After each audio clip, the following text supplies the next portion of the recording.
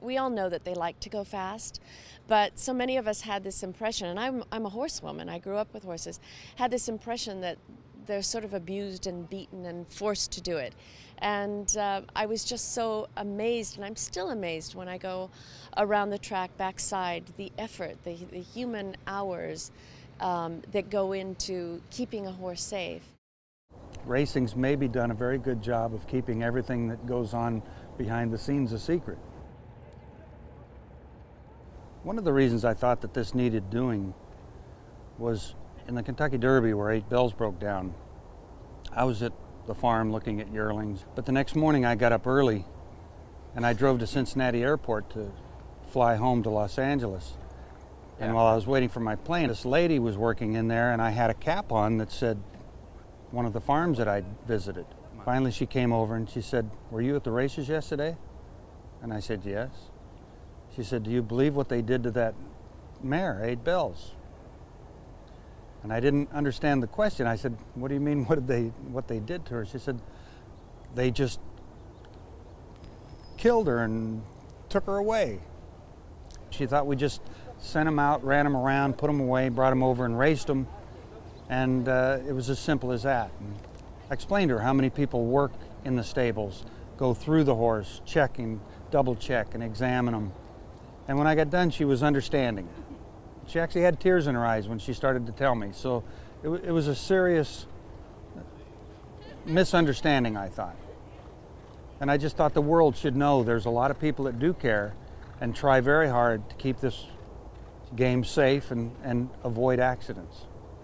On the safety front, I think California it amazes me, as I said, the money and the time and the effort that goes into the horse safety. There are always, I don't even call it changes, it's more adjusting to modern medicine, to new ideas, and sharing them with the industry.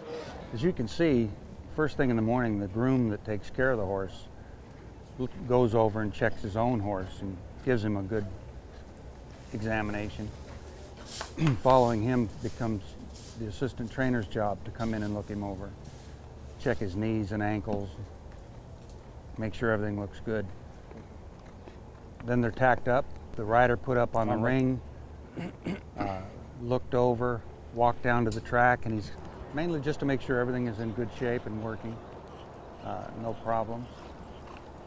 Then he'll go back to the barn, he'll get his bath, be walked and cooled out, and later the veterinarian that works for the state of California will come and he'll examine him and trot him up and down and look him over good and see that he's satisfactory to his thinking. Then he'd be put away for the day, and then at race time he'll be brought over to the receiving barn here. That's where all the horses get together before they go to the paddock to be saddled for each individual race. And there's a state veterinarian in that receiving barn that looks the horses over good. And then they go to the saddling paddock, get their tack put on, and get the jockeys up, go out on the track, and they have a warm-up period. During that period, the state veterinarian is also out there on the racetrack watching them move, jog, and gallop, seeing if anybody's sore or unsound, and deal with it accordingly. If one doesn't look right, they would scratch it and take it out of the race. So as you can see, there's a lot of people checking, trying to make sure everything goes well. Most tracks have mornings where you can go backside and see the horses getting ready, working out. It's really interesting, and when you see the people back there who, they're not doing this for money, they're doing this because they love horses. But when you see from the veterinarians to the grooms to the exercise riders, the jockeys, what goes into the welfare of the horse and how many eyeballs are on that horse every morning to make sure that they're sound, it's very, very impressive.